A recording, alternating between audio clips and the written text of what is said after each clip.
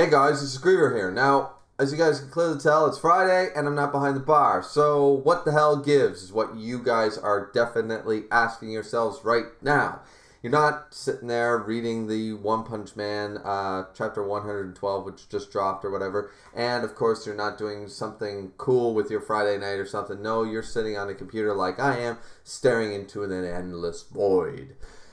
Yeah, okay, well, if it makes you guys feel any better, I do have a beer on the go. So, even though this is not a Behind the Bar review, this is just a quick video to tell you guys there won't be a Behind the Bar review until, of course, 7 Deadly Sins drops later on next week. Because, in all honesty, I'm still playing the field with the different series. Which series should I pick up? Of course, I'm still following Shokugeki no Soma Le Dessert, but Shokugeki no Soma, the main series that I was reviewing, has of course ended officially. So there's that. One Piece, though it doesn't bring me a whole lot of views because oversaturation with One Piece on YouTube, I still review that and I try to get to every chapter.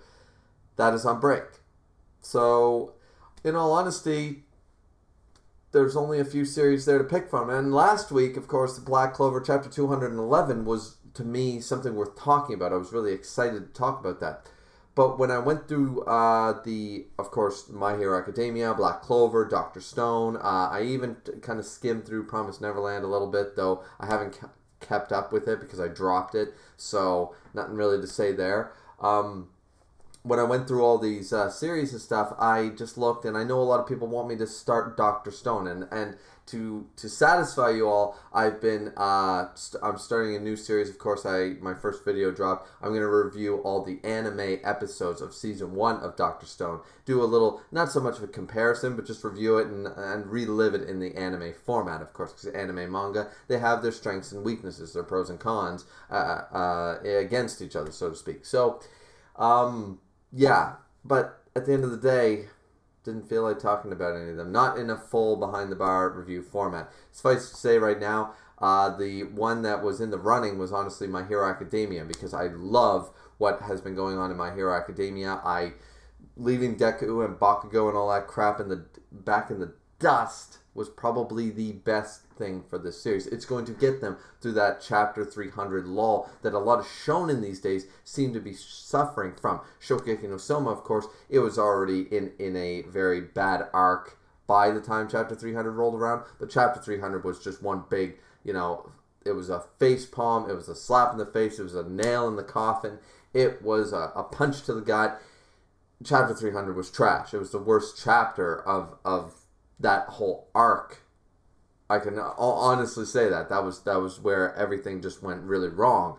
And same with 7 Deadly Sins. As you guys know, if you've been keeping up with my 7 Deadly Sins, chapter 300 is where 7 Deadly Sins took this arc, which still had merit, and basically threw it in the trash, and we have had nothing but hype moments with fan favorite characters to keep us reading, keep us interested, but nothing good has actually happened since chapter 300. Nothing. So chapter 300 seems to be that old wives' tale. If you guys have ever heard this about marriage, you have 7 years. You got to get through the 7 years. After the 7th year, if you haven't kicked them to the curb yet, ladies, then you're probably golden for another 30 or until the day you die.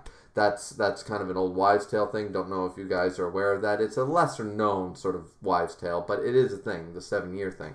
And right now, it seems to be that the chapter 300 seems to be the 7 years of marriage as far as survivability, all that stuff. So, My Hero Academia, I say all this to go back to My Hero Academia, saying that they would not have, in my opinion, had they not went with Endeavor and Hawks for a while, and if they had not decided, you know what, we're going to shake it up, we're just going to start following the villains and stuff, which are once again so much better. Like, I wasn't really following My Hero Academia that well, because I just didn't really care for it. But after the Endeavor fight and stuff, I was like, okay. And then moving on and following the villains from now on, this has been a better story than the first 200 chapters. It has just been solid. I am so invested and intrigued in the villain characters far more than anybody else. And this is what is going to push My Hero Academia through that chapter 300 and beyond. And they're not just going to end the series in 20, 30 chapters after, once the fans start,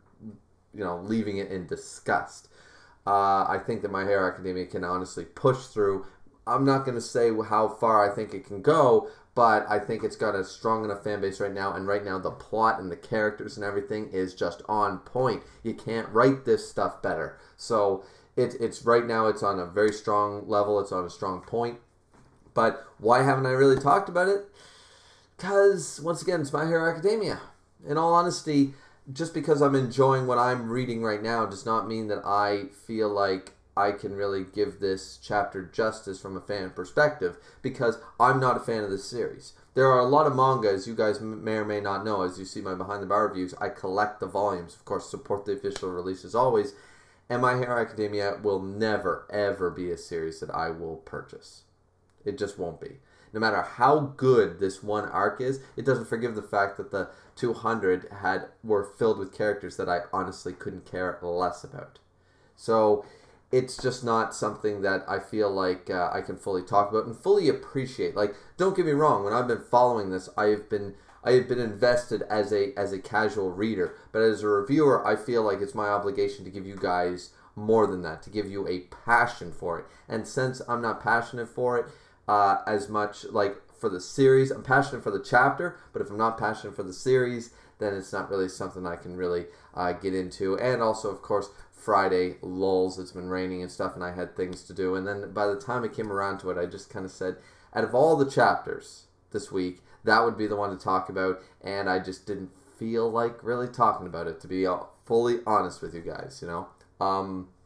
The other chapters, Black Clover, I reviewed it last week, of course, and okay, it was fine, you know, but nothing really to talk about. The only reason I reviewed 211 was because my favorite character, Yami, did some badass shit. And don't get me wrong, this chapter was fine and everything, but it was something to go on, something to say, okay, I don't mind talking about this for 9-10 minutes. And that's all the review was, right? Because I didn't really have a whole lot to add. I was just on the hype of Yami pulling that monozone dimensional slash, right?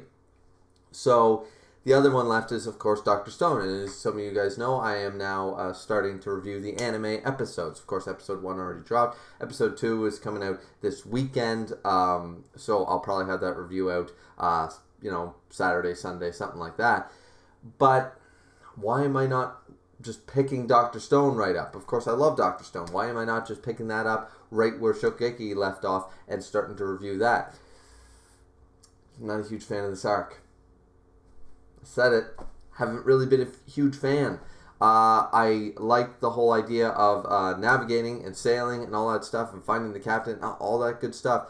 But ever since, and I've had no problem with that, them starting a One Piece adventure, ever since they hit the island and the whole petrification thing again, I haven't been enjoying it. And this chapter didn't have any big wows in it to really make me go, okay, I can talk about this. Let's discuss. It's discussion time. So, in all honesty, that's my problem. I don't want to pick up, once again, passion is the big thing. It's why I review Shokugeki no Soma, Seven Deadly Sins, One Piece, Akatsuki no Yona. These are the reasons that I review these series, because I am passionate about them. You need to bring that energy, that passion.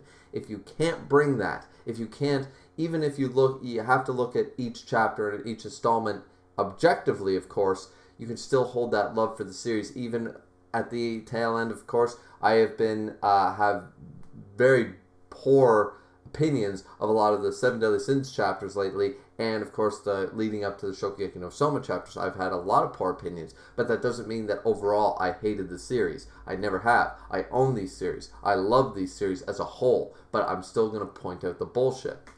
Right now with Dr. Stone, I feel like I'm just in a bit of a lull, and I just want to give it a chance, right? I just want to give it more of a chance to grow on me and stuff, but I feel like it would be a disservice as a big fan of Dr. Stone. I love Dr. Stone up until this, and just right now, I'm just not feeling it. I'm not with it, so will I pick up the chapter reviews? Maybe. That this is not a video saying that I'm not going to do Dr. Stone or anything like that. It's just that for right now, this week anyways, I'm a little oversaturated myself with YouTube content, and I couldn't bring myself to put in the effort for it. And if I am not willing, if I'm forcing myself to do it, then the review isn't going to be good, regardless of view counts and comments and likes and stuff. If I'm not happy with the product, I'm not going to bring it to you guys. So, I mean, you should see how many times I have to keep saying, hey everyone, Griever, shit. Hey everyone, shit.